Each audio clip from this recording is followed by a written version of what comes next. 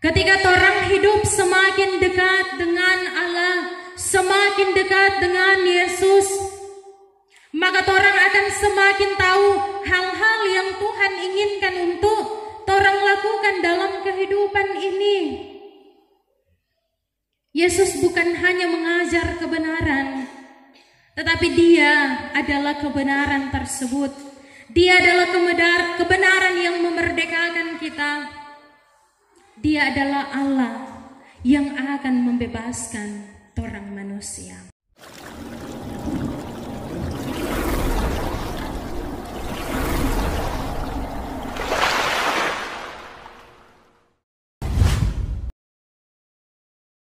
Salam sejahtera untuk kita semua, shalom.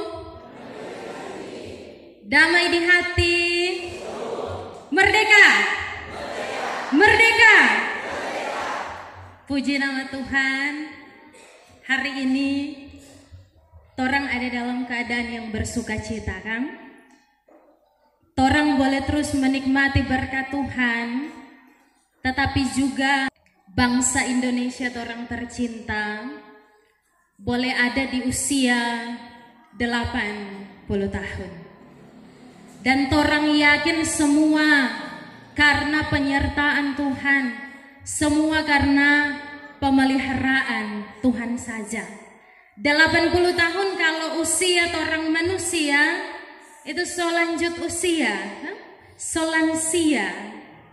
Dan luar biasa 80 tahun itu dilewati tentu dengan banyak sekali tantangan, banyak sekali pergumulan, tetapi bersyukur sekali lagi karena pemeliharaan Tuhan, karena penyertaan Tuhan bagi negeri kita tercinta, bagi Indonesia kita, tetapi juga bagi kehidupan orang manusia, sehingga orang boleh kembali menikmati syukur sukacita ini.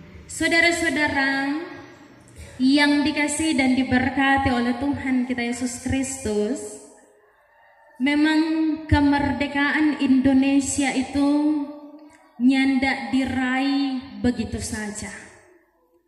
Ada banyak sekali perjuangan yang harus dilakukan.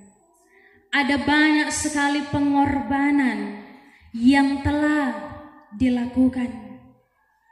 Demikian juga ketika orang mau dalam hidup ini merdeka, dalam arti orang tidak lagi diperbudak oleh dosa, maka tentu juga membutuhkan banyak sekali perjuangan, banyak sekali pengorbanan yang harus orang lakukan. Orang harus menekan orang pe keinginan diri sendiri, orang pe keegoisan. Orang harus menekan orang pe kehendak sendiri agar supaya ini dosa nyandak terus menerus memperbudak kehidupan kita umat yang percaya. Saudara-saudara yang dikasihi dan diberkati oleh Tuhan kita Yesus Kristus, bacaan kita dalam kitab Yohanes. Ini penulisan kitab Yohanes ini memang memiliki latar belakang, yakni karena pada saat itu orang-orang Yahudi tidak percaya kepada Yesus Kristus yang adalah Mesias. Sekalipun Dia mengajar, memperlihatkan hal-hal yang baik, melakukan hal-hal yang luar biasa, tetap saja mereka berkeras hati. Orang-orang Yahudi tetap pada kepercayaan dorang sendiri. Bahkan ketika saat itu sudah ada orang Kristen yang percaya, baik dari mereka yang berlatar belakang Yahudi ataupun non-Yahudi, mereka juga mengalami tantangan. Dorang dikucilkan, dorang dijauhi oleh orang-orang Yahudi yang saat itu belum percaya. Bahkan ada pengajaran-pengajaran yang meragukan tentang keilahian Yesus. Jadi iman mereka saat itu sedang diuji. Bacaan kita di saat ini dalam kitab Yohanes pasal 8 ayat 30 sampai dengan 36. Kalau orang mau baca, melihat pasal sebelumnya dalam pasal 7, maka di situ orang akan tahu bahwa saat itu Yesus Kristus pergi ke Yerusalem dalam acara besar, yakni acara Hari Raya Pondok Daun. Acara Hari Raya Pondok Daun ini adalah syukur mereka mengingat bagaimana pemeliharaan Allah dalam kehidupan mereka saat mereka berada di padang gurun, setelah mereka keluar dari tanah pembuangan. Dan kemudian pada momen penting itulah di bait Allah Yesus tampil. Dia menyatakan dirinya, dia mengatakan bahwa dia adalah kebenaran, dia adalah terang, dan dia tidak berasal dari dunia ini.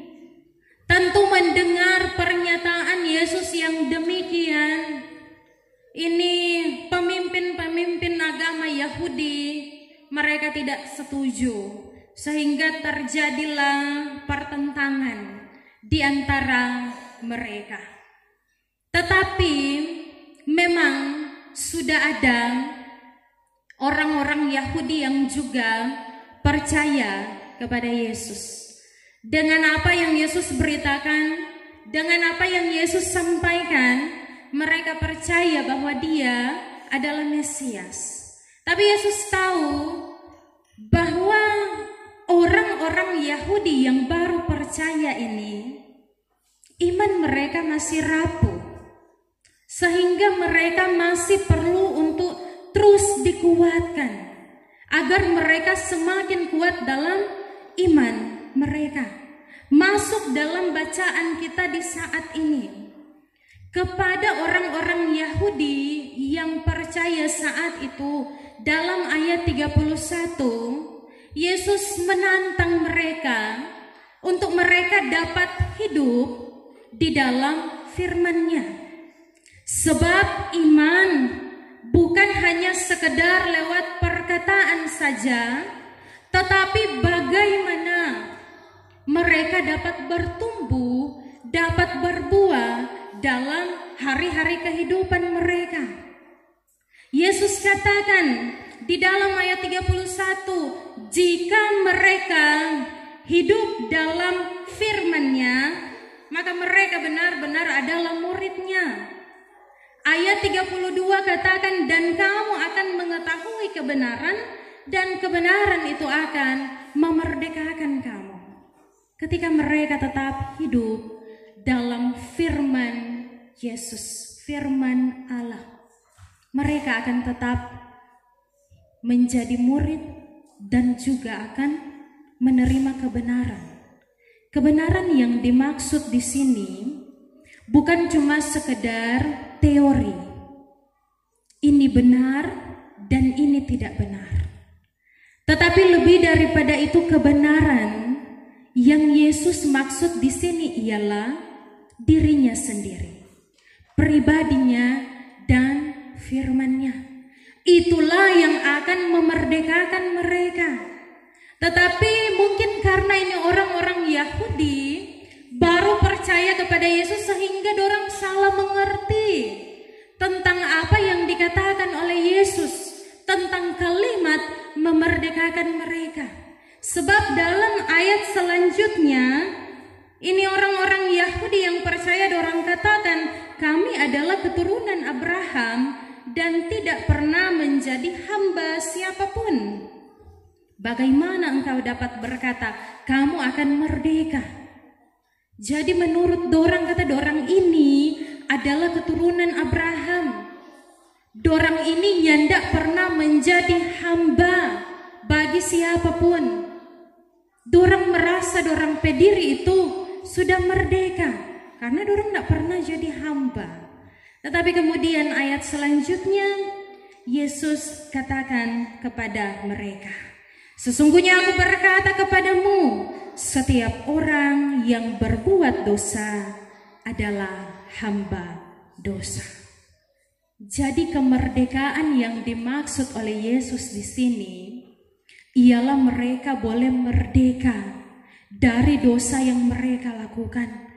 Dorang nyandak lagi menjadi hamba-hamba dosa, melainkan dorang dapat menjadi anak-anak Allah. Yesus memberikan perumpamaan bagi mereka agar supaya mereka lebih mengerti. Ayat selanjutnya Yesus memberikan perumpamaan tentang seorang anak dan seorang hamba. Seorang hamba nyandak memiliki posisi yang pasti di rumah. Dia bisa keluar kapan saja. Dia nyandak memiliki hak waris. Itu seorang hamba. Tetapi seorang anak, dia memiliki posisi yang aman, posisi yang tetap, dan dia menjadi ahli waris, memiliki hak waris. Anak yang dimaksud di sini adalah Yesus Kristus sendiri. Allah telah memberikan anaknya untuk kemudian menebus dosa manusia, sehingga manusia yang adalah hamba dosa kemudian dapat diubahkan menjadi anak-anak Allah. Nah, itulah yang dimaksud dengan ayat 36. Jadi apabila anak itu memerdekakan kamu pun benar-benar merdeka. Saudara-saudara, torang semua adalah orang-orang yang sudah dimerdekakan. Kemerdekaan yang sejati adalah ketika torang sadar bahwa sesungguhnya dosa kita ini sudah ditebus lewat karya keselamatan yang Allah lakukan melalui Yesus Kristus. Torang semua sebenarnya sudah dibebaskan. Maka dari itu sebagai orang-orang yang telah dimerdekakan, jangan lagi torang diperbudak oleh dosa. Jangan lagi torang mau untuk dibodoh-bodohi oleh dosa. Jangan lagi torang bersedia untuk dipimpin oleh dosa, melakukan semua yang diinginkan oleh dosa. Torang menentang perintah Allah, torang nyandak tunduk, nyandak taat kepada Allah. Dosa itu harus torang tanggalkan. Dosa itu harus torang tinggalkan. Jangan mau lagi torang untuk masuk ke dalam dosa yang sama, masuk ke dalam lubang yang sama berulang-ulang. Kembali saja melakukan kesalahan yang sama. Dan torang semua membutuhkan Allah, membutuhkan Roh Kudus agar supaya torang mampu untuk betul-betul meninggalkan dosa tersebut.